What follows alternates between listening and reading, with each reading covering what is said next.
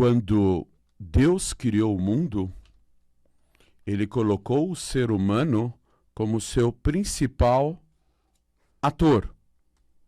A principal atuação nesse cenário gigantesco que é o universo é a atitude, o comportamento, a atuação do próprio ser humano. O ser humano foi criado à imagem e semelhança de Deus para elevar o mundo espiritualmente.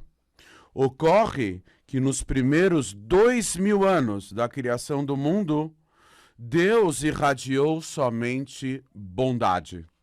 E essa bondade fez com que o ser humano se transformasse numa espécie de super-homem, onde ele tinha todo aspecto material em relação à longevidade, saúde, alimentação, o tornou um super-homem.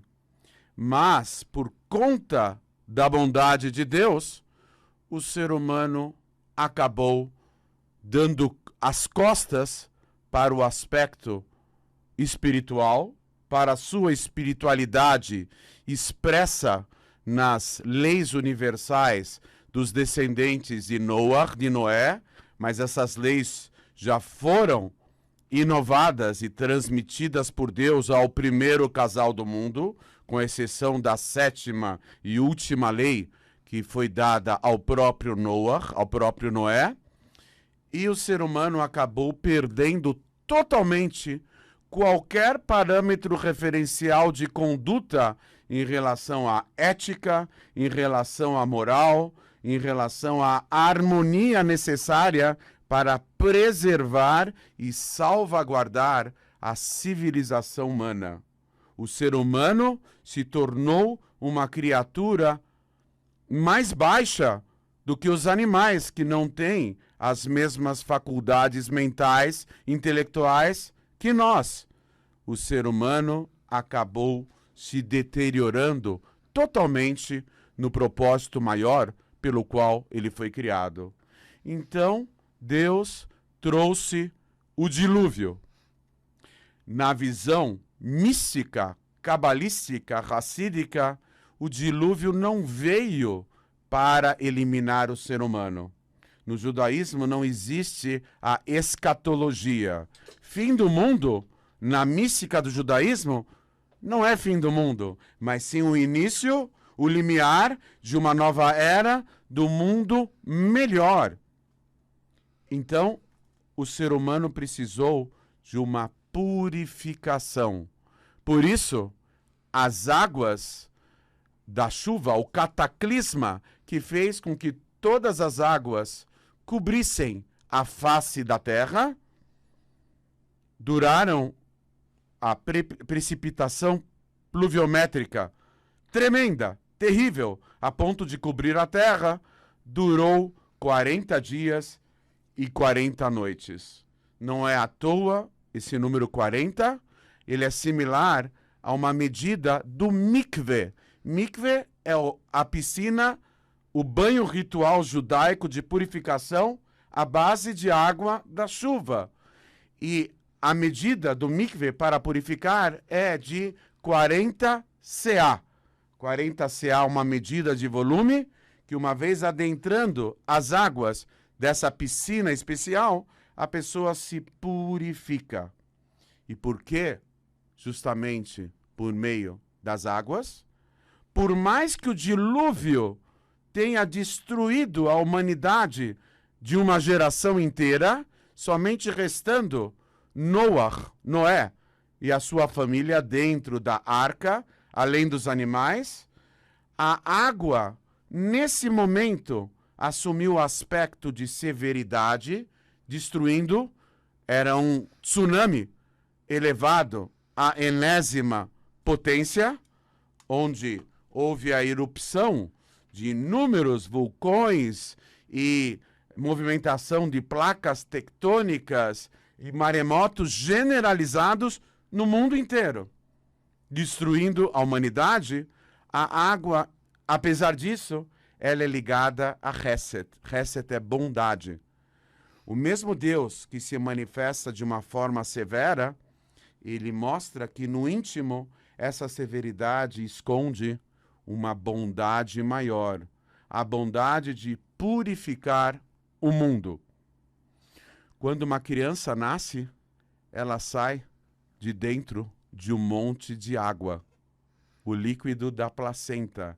Ela emerge, ela está submergida, ela está envolta em líquidos, ela emerge dessa água para a vida.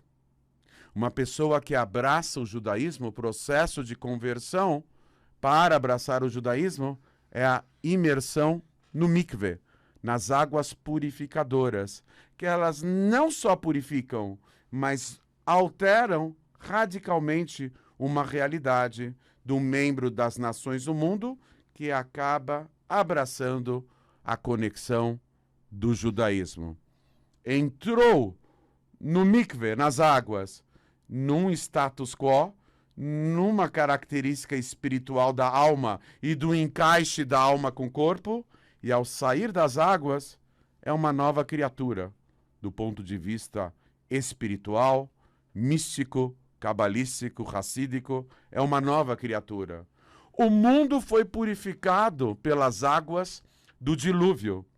A intenção do divino foi aprimorar o mundo para poder receber a Torá.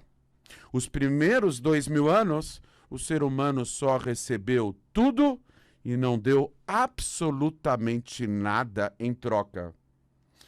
Todo o propósito pelo qual o universo e a realidade maior foram criados é a maximização do benefício.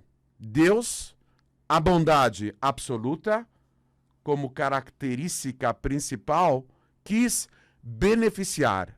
E, para tanto, houve a necessidade, entre aspas, a vontade dele, de que houvesse beneficiários.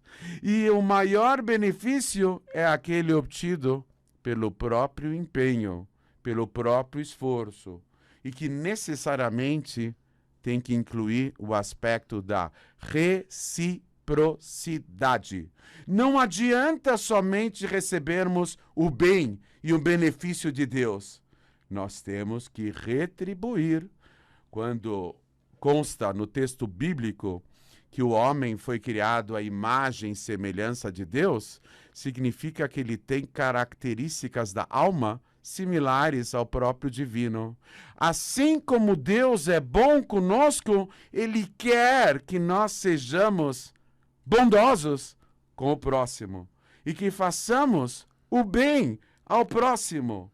A solidariedade humana, o bem exercido por cada um de nós, revela no nosso íntimo a similaridade, a semelhança com Deus, que a cada momento nos provê de vida, de saúde, de existência, de sustento, de equilíbrio e de todas as forças necessárias para continuarmos com a nossa missão maior. A partir do dilúvio, surgiu um mundo novo. Os nossos sábios dizem que quando Noé saiu da arca, ele viu não um mundo destruído, ele viu um mundo novo, renovado. E Deus mostrou o arco-íris. O arco-íris. O arco-íris não poderia aparecer antes do dilúvio, porque, segundo a nossa tradição, o céu era extremamente escuro antes do dilúvio. As nuvens nunca se abriam para o céu azul. O céu era carregado. E isso refletia o aspecto espiritual de muita bondade de Deus, expressa sob forma de bênçãos, mas em relação ao propósito maior da elevação do mundo, havia um ambiente, entre aspas, carregado, onde o ser humano, em termos espirituais, durante 2000 anos, não produzia absolutamente nada, a não ser decadência, corrupção, corromper a espécie, abrir mão de atos de princípios éticos e morais e atingir um nível totalmente comprometido. Os animais, por exemplo, eles funcionam como um reloginho, segundo a sua natureza. Mas a cobrança divina do ser humano é maior, porque o ser humano é um ser racional que processa intelectualmente as informações captadas. Então, o dilúvio veio para purificar o mundo e preparar o mundo para o advento da Torá. A Torá foi dada, outorgada por Deus, séculos depois do dilúvio, e o propósito maior da revelação de Deus, o autor da obra, dentro do mundo, foi criar um elo, uma conexão, de forma que pudéssemos elevar o mundo ao sintonizarmos a nossa vontade por meio dos preceitos bíblicos e das leis universais de Noé, dos filhos de Noé, coincidirmos e sintonizarmos a nossa vontade com a suprema vontade do divino. Vibe Mundial 95,7.